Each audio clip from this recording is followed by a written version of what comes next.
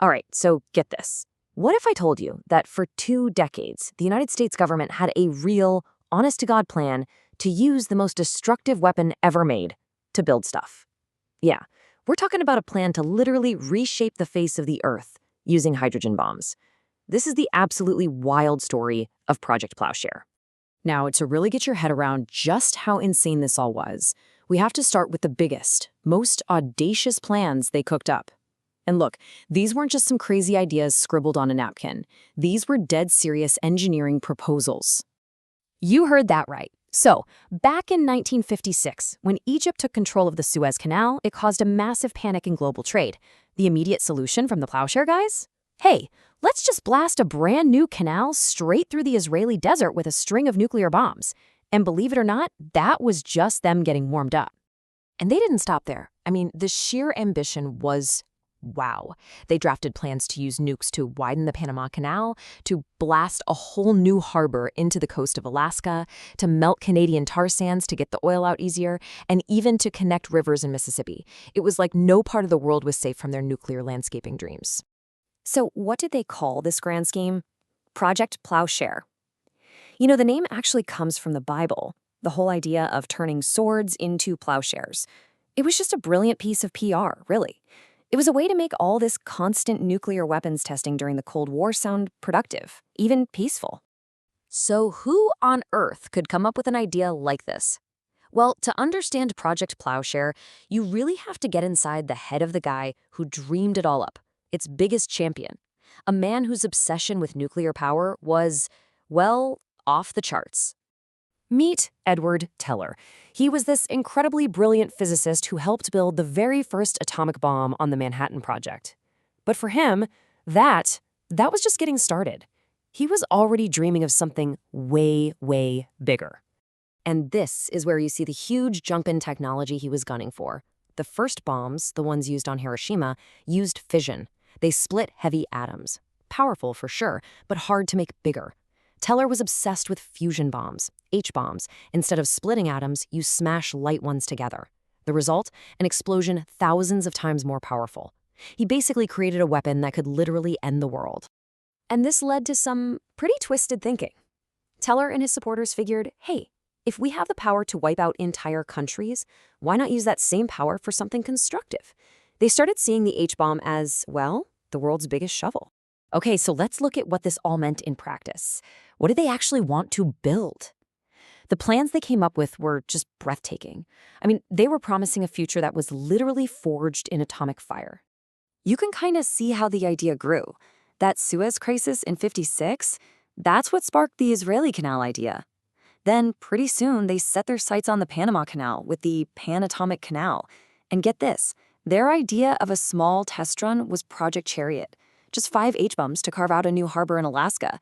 Just 5. And to give you an idea of the scale here, for that Panama Canal project, they figured they'd need to move 1 billion cubic meters of dirt. To put that in perspective, that's like trying to move 500 Great Pyramids of Giza.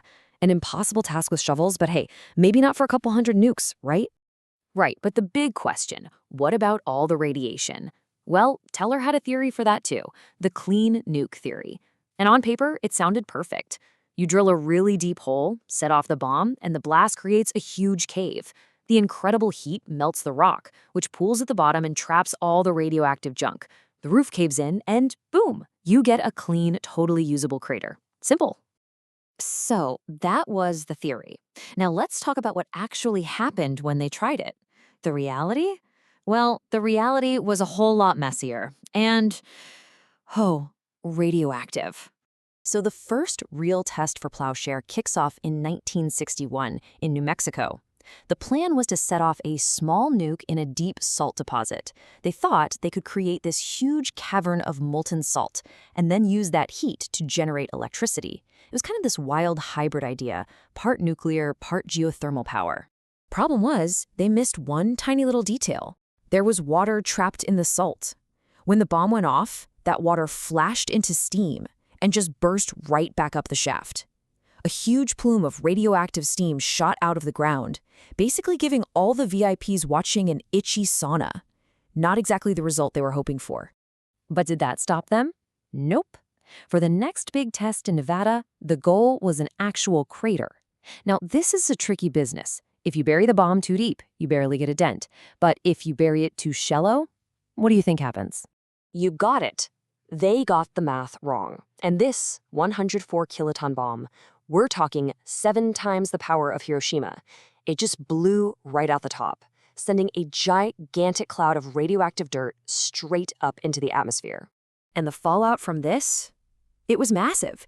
It did create the biggest man-made crater in the country, but it also ended up being one of the dirtiest nuclear tests on U.S. soil ever.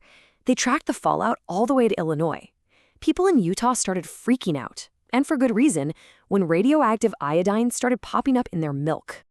So you'd think that would be it, right? A couple of radioactive disasters. Game over. But no, this dream of nuclear construction was surprisingly tough to kill. In fact, their plans for the big one, the Panatomic Canal, just got even more detailed. I mean, the final plan was horrifyingly specific. It called for 250 thermonuclear bombs. That's a combined power of 8,000 Hiroshima bombs. They figured they'd have to move about 43,000 people out of the way and that the shockwaves would shatter windows in Costa Rica. And all of this, they considered it an acceptable price to pay. Okay, so just for a second, let's play this out. What if they'd actually pushed the button? The first chain of bombs goes off. And just from a raw, earth-moving perspective, it works. Huge sections of rainforest are just gone. The initial blast is a success. But then, the wind picks up that giant radioactive cloud, and fallout starts raining down over the Pacific and the Caribbean, contaminating the food chain for generations. We're talking radioactive tuna, radioactive sharks, everything. And it would have gotten even worse. The second Panama's rainy season hit, the unstable crater walls would just collapse. You'd have massive landslides of radioactive mud choking the whole thing. It would have been a total failure, an ecological nightmare that doesn't even give you a canal, just a glowing, muddy scar across the continent. Thankfully, common sense eventually won out, and they finally pulled the plug on Project Plowshare in 1977. It's easy for us to look back now and just shake our heads at the madness. But it really makes you wonder, doesn't it? What are the huge, world-changing tech ideas we're chasing today that future generations might look back on as being just as crazy? What is our Project Plowshare?